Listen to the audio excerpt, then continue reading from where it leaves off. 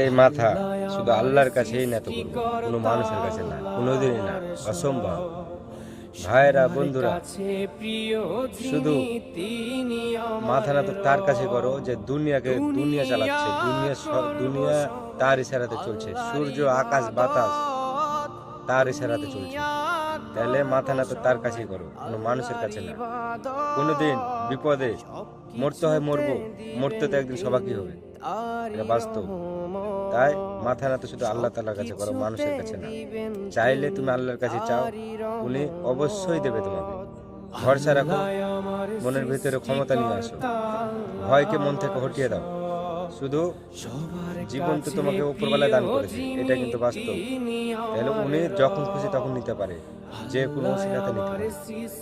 তাই মাথা নত শুধু আল্লাহর কাছে থাকবে। জয় হিন্দ, জয় Bharat, I love my India.